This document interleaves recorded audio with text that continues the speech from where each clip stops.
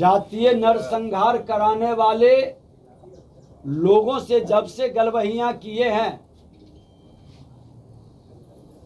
तो ये जातीय नरसंहार कराने वाले कौन लोग थे?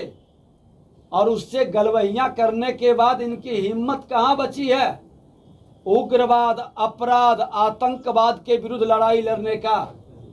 इनका तुष्टीकरण की मानसिकता वोट और सत्ता के लिए खुल करके, ये जो तीन इनके, हम वो शब्द का उच्चारण नहीं करेंगे जो इनके भतीजा उच्चारण करते थे कि ये आतंकवादी, उग्रवादी, अपराधी किनके दामाद हैं और इसको कौन बिहार में पोषित करता है और कौन सम्मान देता है, आज ये झलक साफ दिखाई पड़ता है। आज को जनता राज कह के गुंडा राज में तब्दील कर रहा है, वैसे मानसिकता के लोगों से क्या अपेक्षा रखते हैं जो खुल करके बिहार में गुंडा राज स्थापित करना चाहता है? सर, इनसे कैसे ईमानदारी की, पारदर्शिता की कल्पना की जा सकती है? आप ऐसे लोगों को क्यों नहीं पद से हटाते हैं? और पद से नहीं हटाते हैं तो ये माना जाएगा कि इस तरह के भ्रष्ट पदाधिकारियों को सरकार का संरक्षण है और सरकार के देख रेख में नियुक्ति घोटाला हो रहा है। हर नियुक्ति में एक नया उद्योग, पैसे की वसूली, चचा भतीजावाद का खेल खेलने का एक वातावरण बनाया जा रहा है।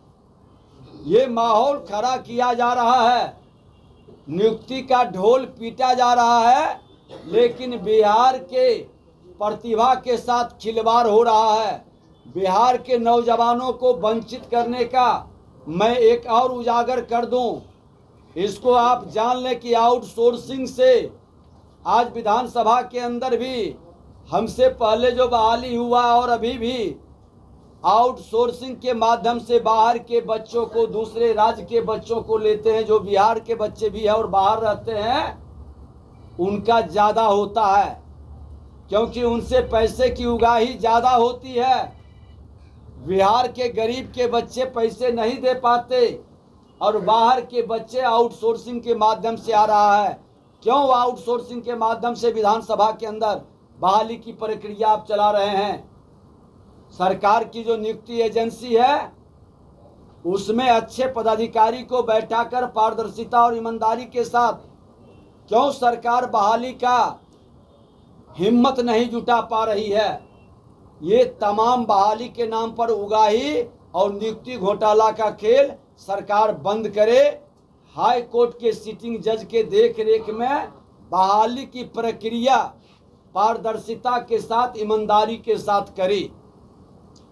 और आपको श्रद्धेय कैलाशपति मिश्रा जी के जन्म शताब्दी कार्यक्रम सफलतापूर्वक आज हमारे नीचे स्तर के कार्यकर्ता जो कहीं न कहीं इनके सानिध्य में रहे हैं और इनसे जो प्रेरणा प्राप्त किए हैं और लोगों का जिनको इनका स्नेह मिला था, सभी लोग के उत्साह कल देखते बनता था और सभी आयोजन करने वाले और सभी कार्यकर्ता एक नए ऊर्जा के साथ बिहार के अंदर बिहार को जाति विहीन समाज बनाने के लिए, हर जाति का विकास करने के लिए श्रद्धेय कैलाश जी का सबका साथ सबका विकास के महामंत्र को देश के प्रधानमंत्री नरेंद्र मोदी जी ने भी बड़ी सफलता के साथ आगे बढ़ा रहे हैं। और जिन लोगों ने इस कार्यक्रम में भाग लिया, मैं बधाई देता हूं इतनी सफल कार्यक्रम के लिए।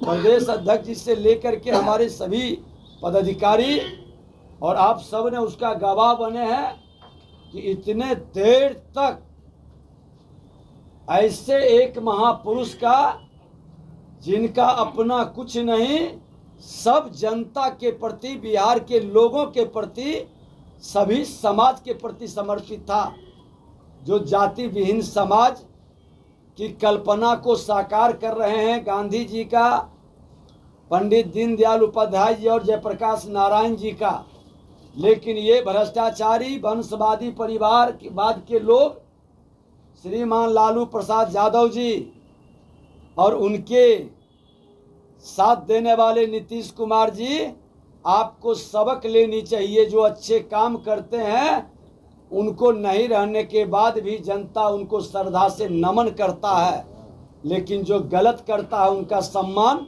समाज में उनकी मौजूदगी में भी नहीं होता है और उनके बाद तो कोई नाम लेने वाला भी नहीं बचेगा। सर